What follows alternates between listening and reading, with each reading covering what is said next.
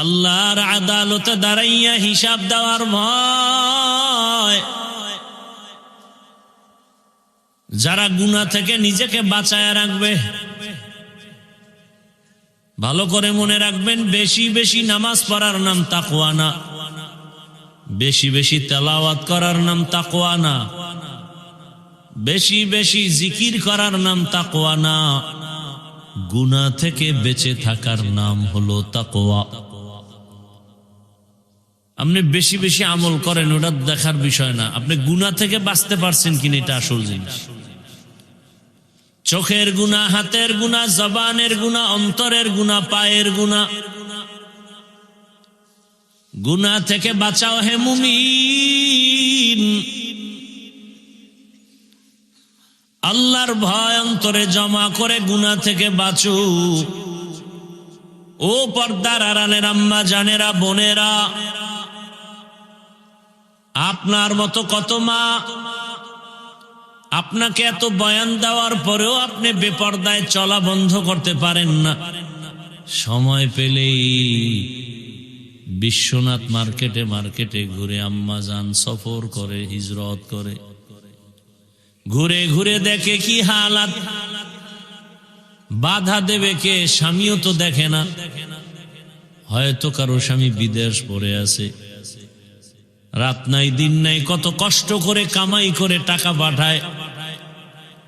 আম্মা জান, ওই হালাল কষ্টের টাকা যদি গুনায় ব্যয় করেন, শাস্তিটা মরার পরে হবে না, আগেই শাস্তি শুরু হয়ে যাবে। অথচ আপনার মতো কত মা আপনাদের এই অঞ্চলে এখনো আছে যে বিশ্বনাথ বাজার কেমন তাও জীবনে ঘুরে দেখে নাই, জানেই না। এমন মা নাই? এমন মা আছে বলেই তো এই জমিনে ভালো ভালো সন্তান আসবে।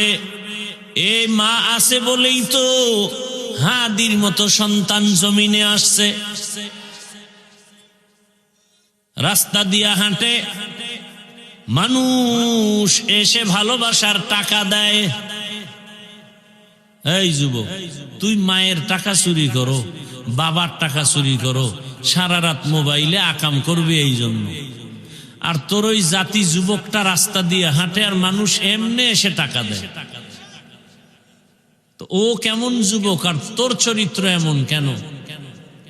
কথাগুলো বুঝাবে কে তোমাকে বলো? মা বুঝাবে না, মা আতঙ্কে আছে। তুমি এত বড় বেয়াদব, এত বড় বেয়াদব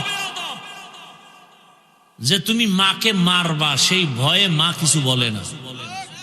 একটা সন্তানকে মা কি ভয় করার কথা? বরং মা তো কপালে চুমা খাবে। কিন্তু কত বড় অসভ্য বেয়াদব হলে ওই সন্তানকে মা ভয় পায়।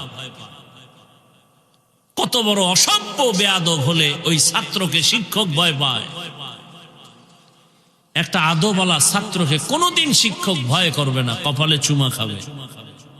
একটা আদবওয়ালা ছেলেকে কোনোদিন মা বাবা ভয় করবে না।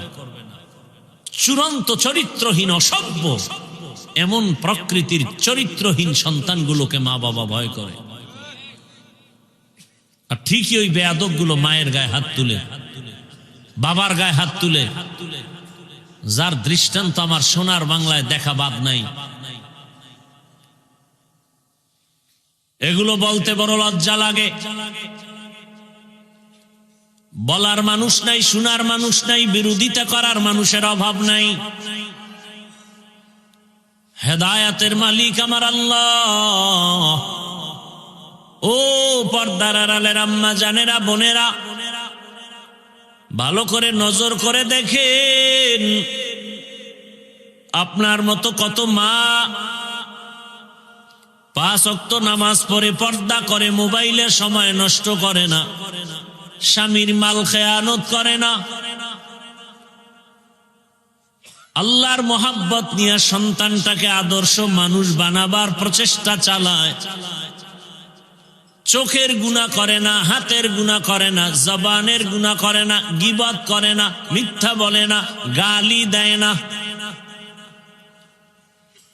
ওরে আম্মা জান, আপনি কেন পারেন না বেপরদায় আড্ডা দেন? কয়দিন এভাবে করবেন? আমার আল্লাহকে কি ভয় করেন না?